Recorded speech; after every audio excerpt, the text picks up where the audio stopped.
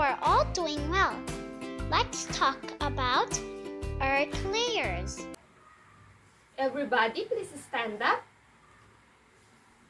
Andrea, please lead the prayer.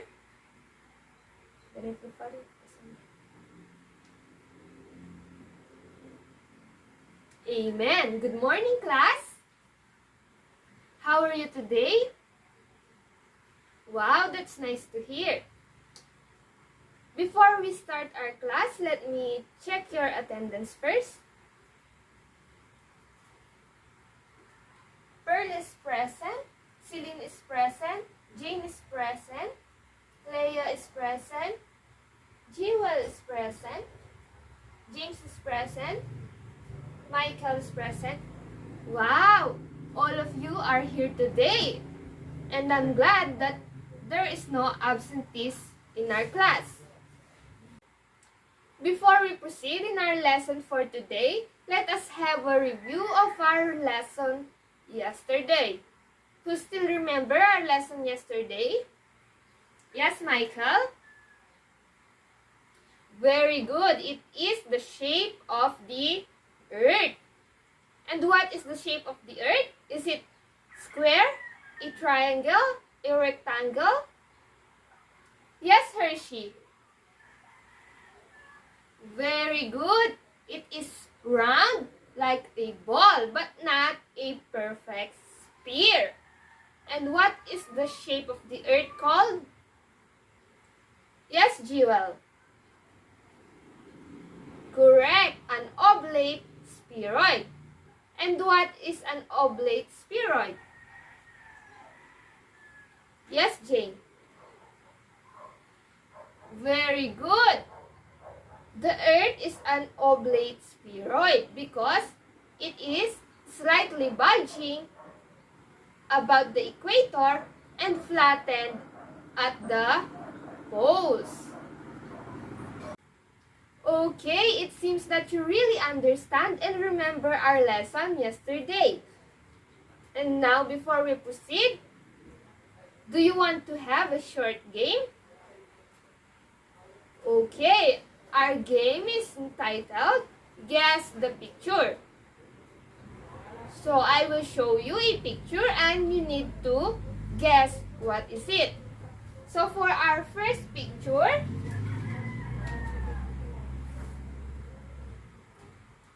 do you know what is it? Yes, Jewel? A cross. Very good.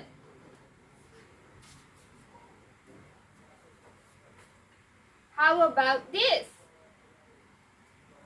You can see this in your tables. Yes, Ivan? A mantle. Very good.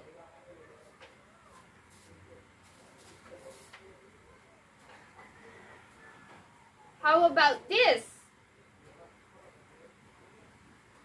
Yes, Pearl?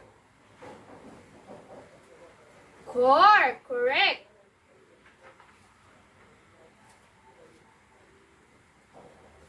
How about this picture? Yes, Leah? Layers. Very good. And last?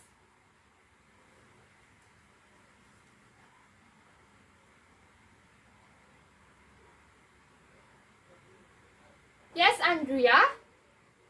The Earth. Very good. Now I have a question. Where do living things like us and non-living things live? Okay, the Earth. Do you know that Earth is made up of 3 major layers? And that is our lesson for today.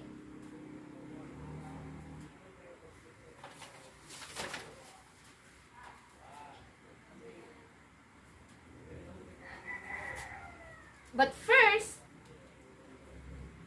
do you have any idea what are the layers of the Earth? Based on our activity? or our game earlier? Yes, Andrea? The crust, very good. How about Michael? Mantle, correct. How about Albert? The core, very good. Those are the three major layers of the earth.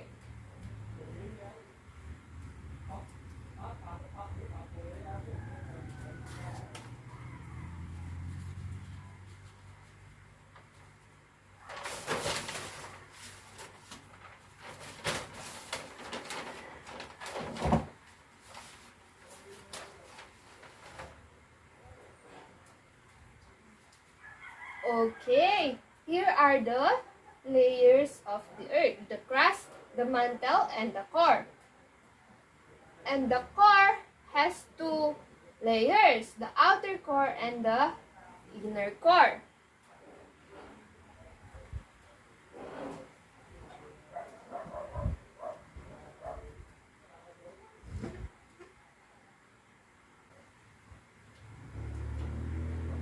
Okay, the first layer of the earth is the crust. The crust is the earth's outer layer and the thinnest layer. Here it is. It is a skin of igneous, sedimentary, and metamorphic rocks. Its thickness varies from 8 kilometers under ocean crust and 35 kilometers under the continental crust. Also, the crust serves as an insulator that prevents the extremely high temperature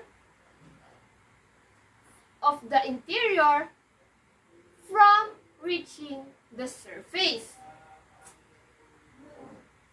The crust temperature rises from 2 to 3 degrees Celsius every 100 meters you go down deep. The second layer of the earth is the mantle. The mantle is a very thick layer below the crust, extending about to 2,900 kilometers. And it is mostly made up of solid rock of oxides of silicon, magnesium, and iron. There is a thin region within the upper mantle that is partly molten, and it is called the asthenosphere, or the mantle's zone of weakness. Here, the magma is subjected to the tremendous pressure of the crustal plate. The crust and the solid mantle above the asthenosphere is called the lithosphere. The next layer is the core. The core is the central region of the Earth's interior. The outer core is made mostly of molten iron and nickel, and the inner core is made of solid iron and nickel. This composition and the circulation of the Earth is believed to be responsible of the Earth's magnetic field known as geomagnetism. So the Earth is like a huge magnet that has a north and south poles that is located somewhere near the geographic north and south poles. Magnetic lines of poles surrounds the Earth with great concentrations and the pole. Okay. Now,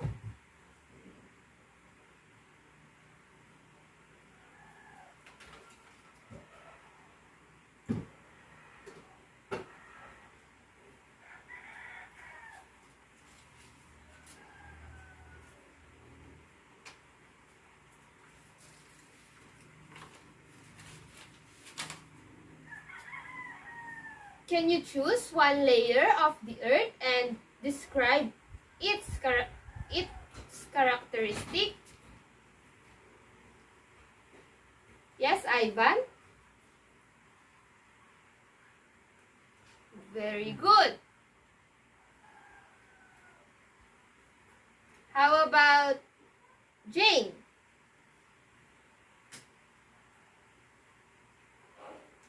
Okay, correct. And for the last layer? Yes, Albert? Okay, very good.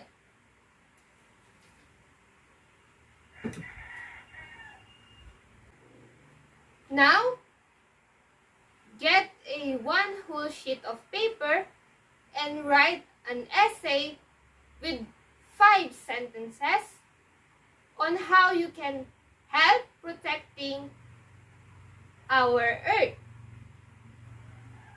I'll give you 5 minutes to finish your essay. Okay, time is up. Please pass your papers.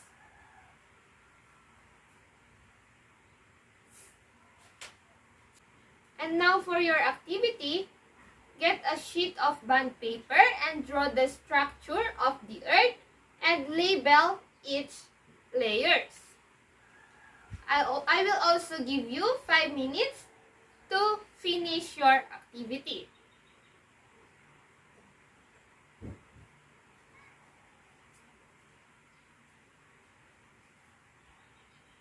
Okay, time's up. Please pass all your activities.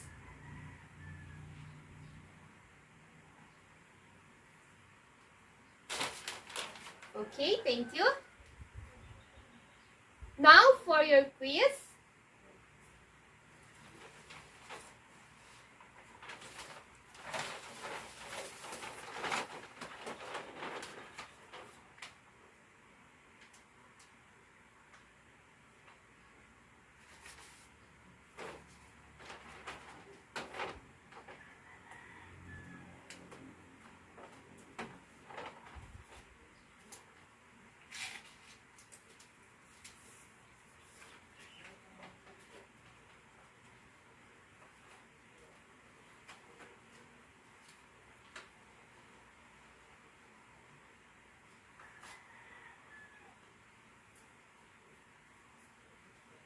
For the first part, you need to identify what is being described in the statement.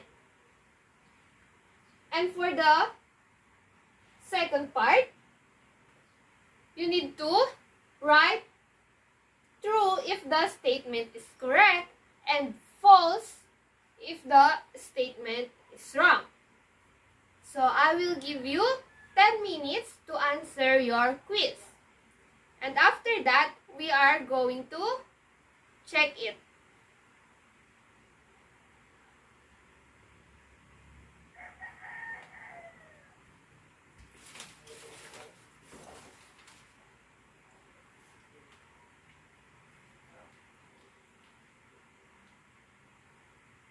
Okay, time is up. Please exchange papers. And let's check your quiz. So for the first part, you need to identify what is being described in the statement. So number 1, when it comes to planet Earth, I am the first layer. On me, you can find lots and lots of layers. You may not know my name, but the bottom of the pizza is the same. Who am I? Yes, Andrea? The crust. Very good.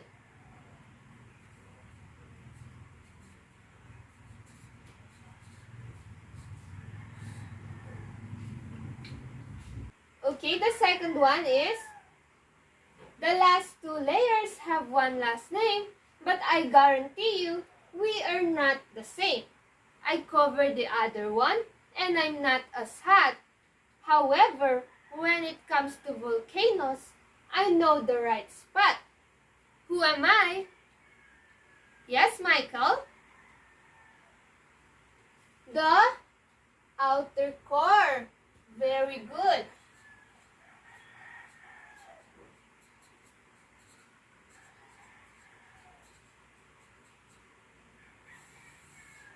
How about number 3? I am the second layer of this planet we live on. I am the thickest found way under your lawn. My name is also used to describe a type of coat. Guess my name. Try it if you dare.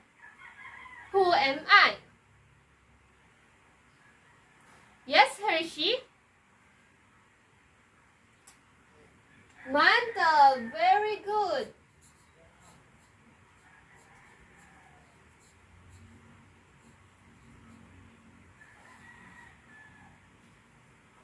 How about number 4? I may be small but deadly. If you come anywhere close, I will burn you up readily. I am made up of nickel and iron. Come to the center of the earth. If you think I'm lying, who am I? Yes, Ivan? The inner core. Very good.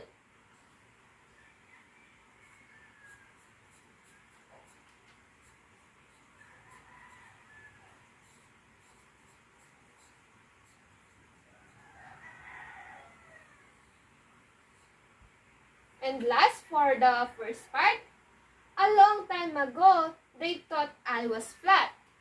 But come to find out, they were wrong about that. My shape is not circle, but a sphere. But some people don't even care. The blue and green that you see is only the top. But underneath lays 3 layers you cannot spot. Who am I? Yes, Leia? Okay, the earth. Very good.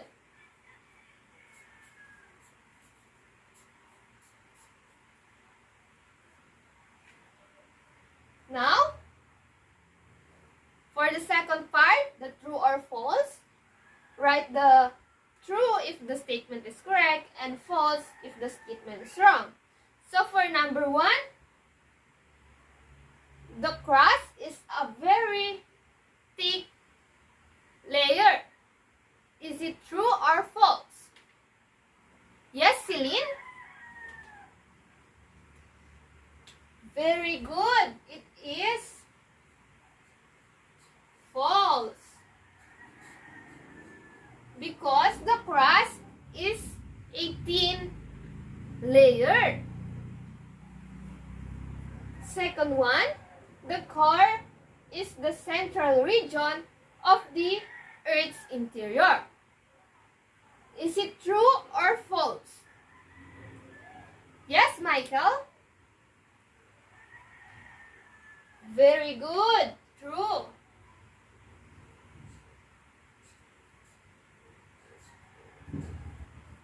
Number 3.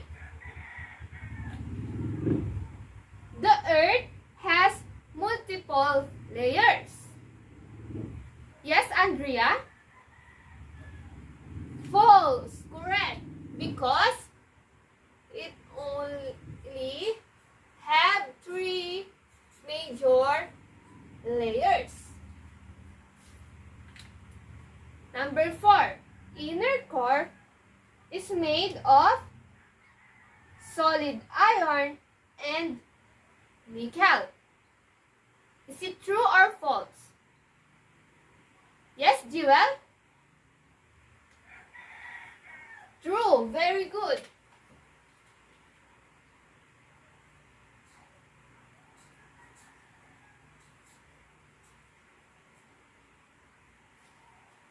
And last, the Earth is like a huge magnet. Again, Leia? Okay, true.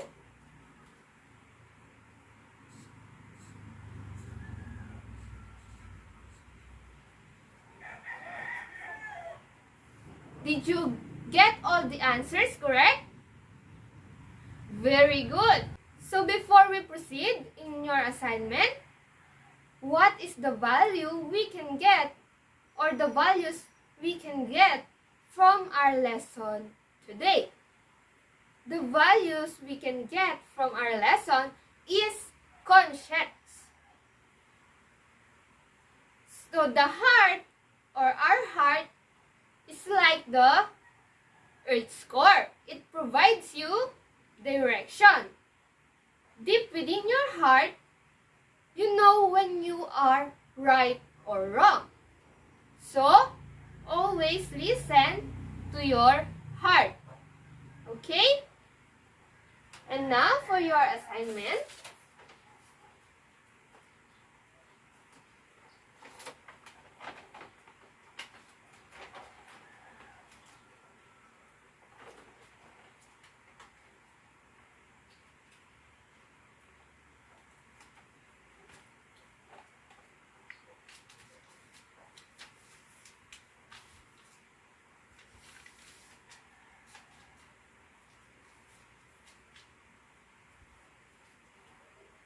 Make a research about our next lesson for tomorrow, which is the plate tectonics theory, and write it on your assignment notebook. So that ends our lesson for today. Everybody, please stand up for our goodbye song.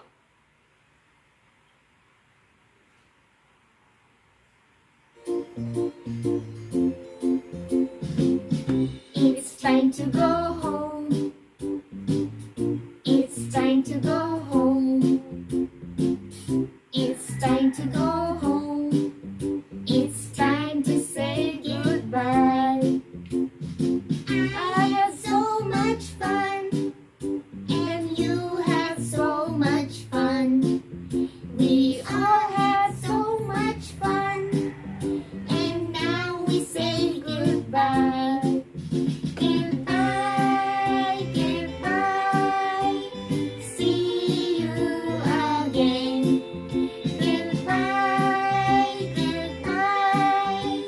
See you again. It's time to go home. It's time to go